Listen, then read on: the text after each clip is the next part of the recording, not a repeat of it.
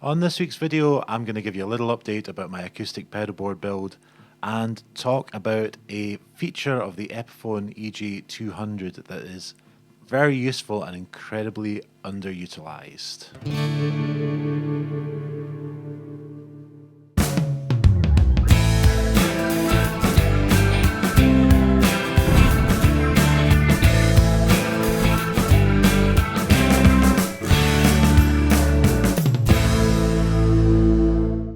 Hello everyone, thanks for tuning in, and just before we start the video this week, a little bit of housekeeping. A huge thank you to everyone who has liked the videos and subscribed to the channel here, and a massive thank you to everyone who has gone to my Patreon page, patreon.com/David Burns, and subscribed there. Your help with the channel is very much appreciated. Now this is going to be a little quick video today on my acoustic setup, which I'm using for gigs and open mics just now. I've rigged up this microphone to talk into rather than my usual on-camera mic today, so we get a little bit less of the room sound and we're just hearing a bit more of the direct sound. And hopefully at the moment you're not hearing too much of the sound of my cat clawing away at the furniture. Now this video is going to be a little bit about the way that I've developed the acoustic board from the last video, and using a very useful but not very well known feature of the Epiphone EJ200, which is the acoustic guitar that I use for gigs, which is two outputs. Now anyone who sees two outputs on a piece of music gear, your first thought is generally stereo, and your second thought when you see it on a piece of guitar equipment is usually, why would I need a stereo guitar? And stereo guitar signals can be very cool for recording, but they're often not that particularly useful live. The sound's just going to get lost in the overall mix. But what I want to show you today is another way that you can use it rather than stereo, which is dual mono. Now this is quite along the same kind of lines as the wet-dry thing that I do with my electric signal chain, where I'm sending to two different amplifiers from one guitar. But this time what I'm doing is slightly different. I'm taking one guitar with two pickups, having them both on at the same time, sending them out through separate mono jacks. One is going straight into my looper completely dry. The other is going through all of my effects. So you get a wet-dry thing where you've got one completely clean guitar signal and one affected guitar signal, both being summed to mono at the end of the chain at the looper. So if I put this onto my dry output,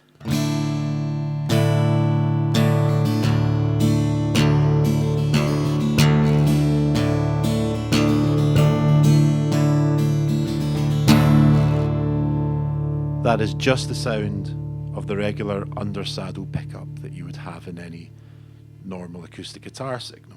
If I turn the mix knob on my guitar here, now I'm going through the other pickup, which is a magnetic pickup here, and that is running through all of my effects.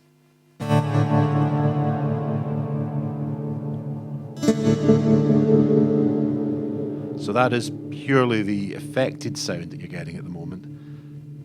And just now I'm running through a delay, through a tremolo, a delay, and a reverb.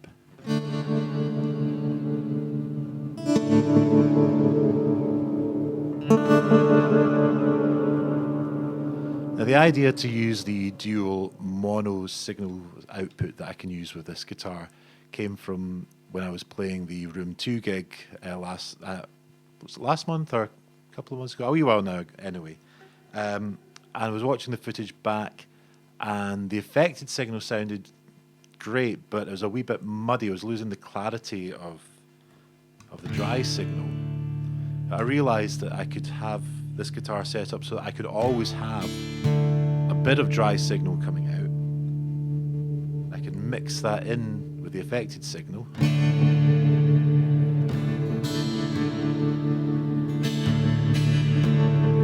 keep the clarity of the guitar on its own, but have the effects as well. And if I feel that it's getting too muddy, I can pull the signal back to a bit drier, right back to completely dry if I want it, all the way through to completely wet. So I usually have it somewhere in the middle.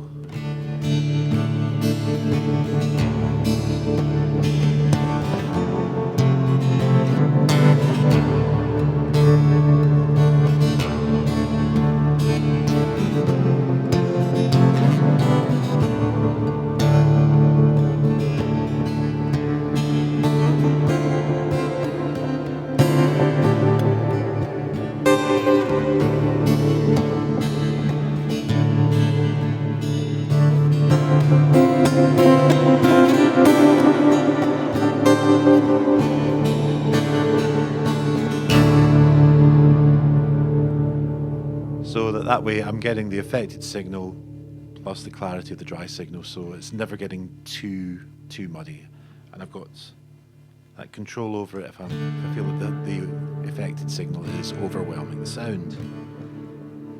For the second part of this video, I want to talk you through a little bit about the updates that I've made to my acoustic pedalboard.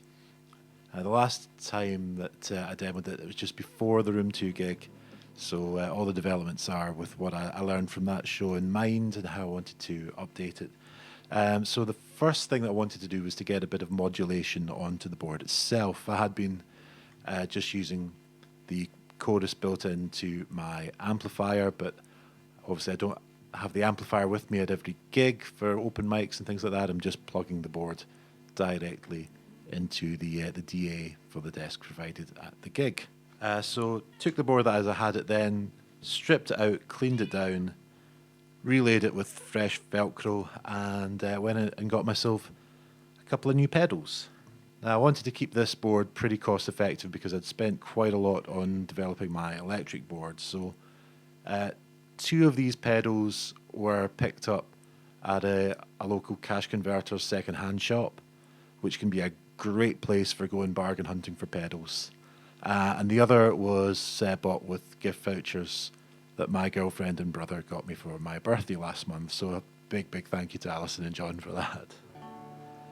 The first one that I picked up, Behringer Chorus. This is as basic as you can possibly get. So if I put the effects slider all the way wet and play through a bit of the chorus.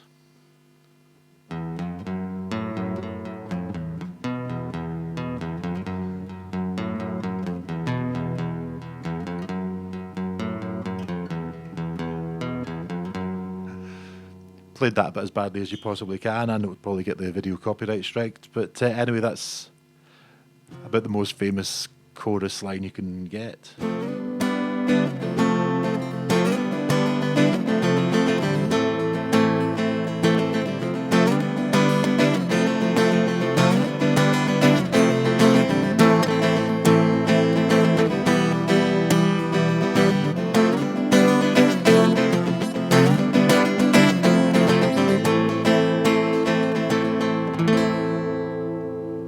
There we go. So this is a very simple chorus pedal, very basic. It's a Behringer, so it was cheap to begin with and next to nothing when I've got it second hand. A lot of people can be quite snobby about very cheap pedals like that, the Behringer make and other makes like that. They're actually generally, they're all right. There's nothing fancy about them. You can get better made ones. The plastic cases will be less hard wearing than a metal case, particularly in something that is built to be stamped on. But yeah, if you're just looking for something pretty simple just to give your sound that little bit of movement, nothing wrong with that. Second pedal that I picked up the same day from the same second-hand shop. This is a little bit different. This is a little bit more unique. In fact, incredibly unique. I was looking for a delay pedal and found the Echo Beach made by 4114 Effects, which is a digital modelling of an analog style tape loop.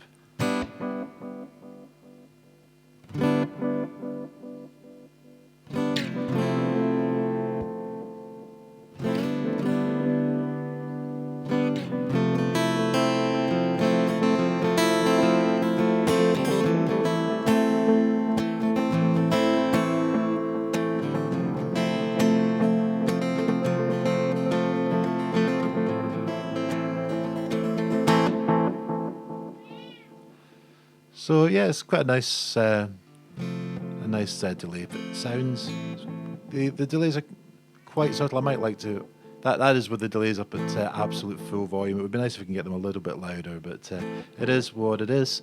But what I was not expecting to find was that this pedal is actually completely, utterly unique. It's a total one-off. Well, it's built on a fairly standard delay circuit, but the pedal itself, made by 4114, was a custom order built for a guy called Jim. You can actually see his name is on the pedal itself. It's worn off a wee bit over the years. For whatever reason, Jim sold it to the second-hand shop, and I picked it up. I was trying to find out a little bit of information on it. Googled around, couldn't find anything much on the Echo Beach pedal made by anyone until I Googled 4114 effects and discovered that it's basically one guy down in England called Dan who hand builds effects pedals. He started off making clones of more well-known pedals. He has since developed his own pedals, particularly delays, and he does a very, very cool one, which is built into a box that looks like a flux capacitor from Back to the Future. And those are incredibly awesome-looking pedals. Do look up 4114 effects, have a look at his flux capacitor delay. It looks amazing. This is one that he built before that. This was a total one-off custom build for someone that just got in touch with him and asked, can you make me a delay pedal? And it's wound up here.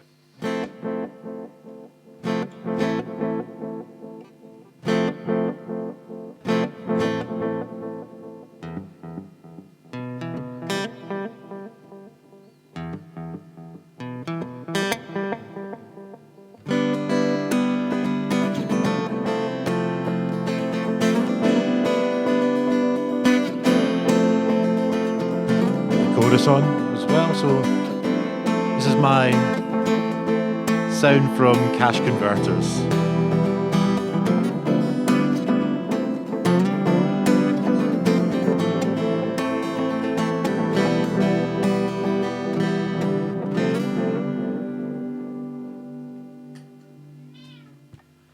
Pretty cool sound for as little money as I could afford to spend on it.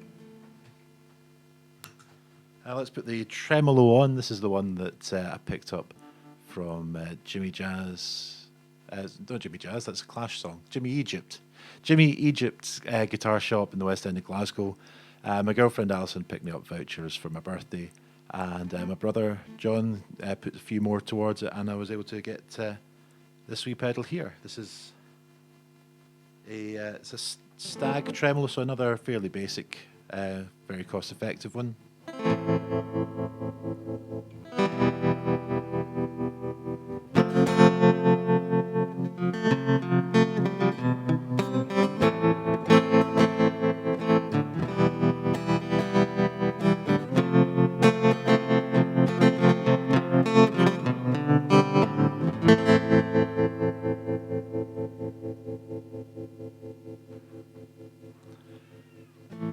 And again, for a very simple pedal, very effective. You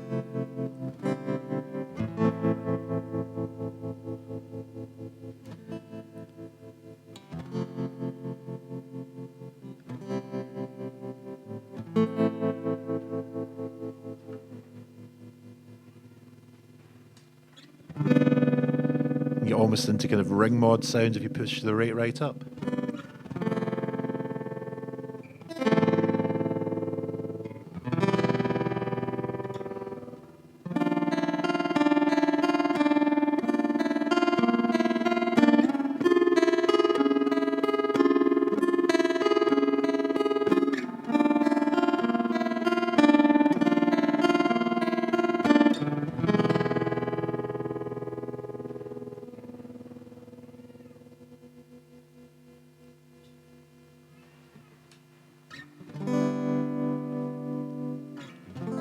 There's a switch at the top that controls the amount of variation in the volume, so you can get a more subtle effect.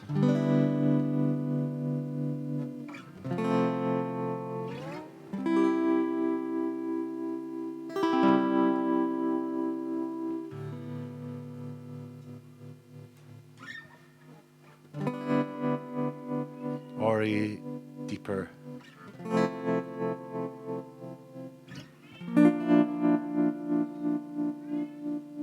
more pulsing kind of sound to it. And that's how I tend to have it set up.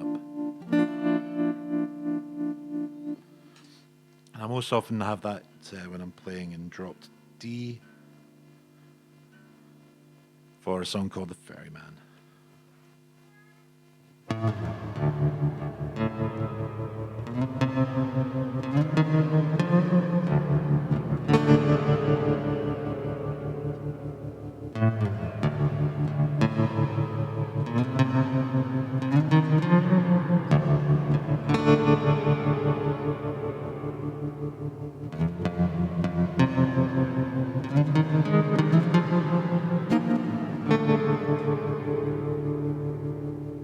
If I blend in a bit of the dry signal as well.